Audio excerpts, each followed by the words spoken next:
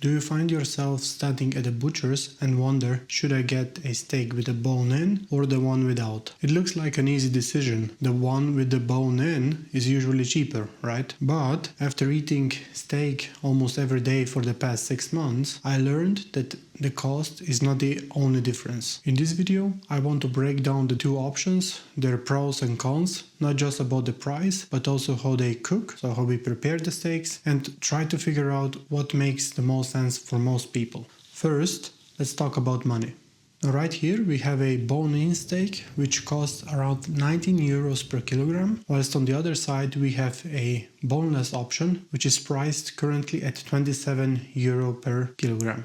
Roughly speaking, that's about 30% difference, or 1/3 of the price almost. This basically leaves us with the question, how much bone is there in a steak if we buy that option? Now for this example, here I have a in-bone steak weighing about 1.3 kg. After cooking it and weighing the bone, I figured I have been left with exactly 1 kilogram of meat. That means that the bone has made up about 1/4 of the final product, or in other words, about 25% of weight. Fortunately, this makes the math very easy. At 19 euro per kilogram for bone-in, this 1.35 kilogram piece of meat cost me around 25.65 euro. But since about 25% of that total weight was bone, I was left off with 1 kilogram of actual meat, so the real cost per kilogram of meat comes out to 25.65 euro. Comparing this to buying boneless at 27 euro per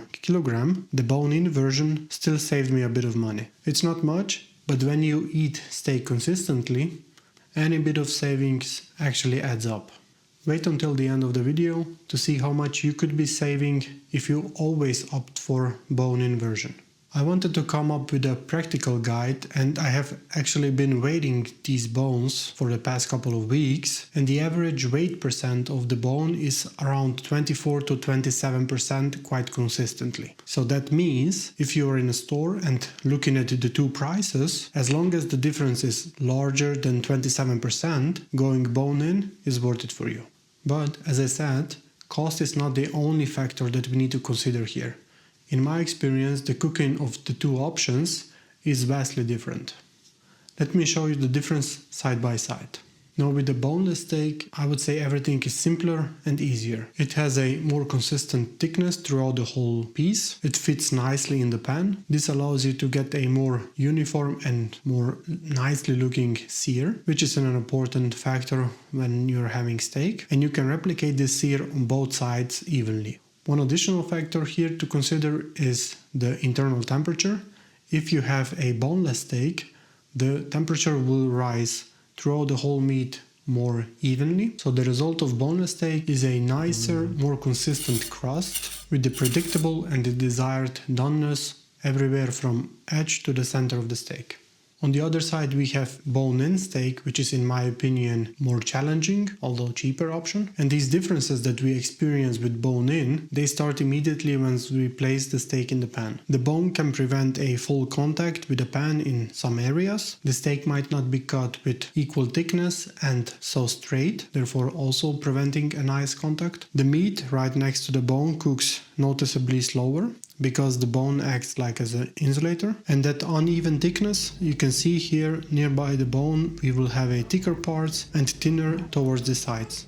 Now I do have to say I am mostly cooking my steaks in the pan, so here the drawbacks of bone-in are more noticeable, but if you are cooking this on a grill, I would say that the differences are smaller. So preparing in the pan, you are basically trading off some consistency and ease of cooking for a few bucks. I do want to include a bonus section which is related to the bone, which might seem like a waste, but it's actually not. There are quite a few uses that you have for it. As I'm on a carnivore diet, I'm at least once a week making homemade bone broth, so I'm collecting the bones throughout the week and I cook them over the weekend for my bone broth.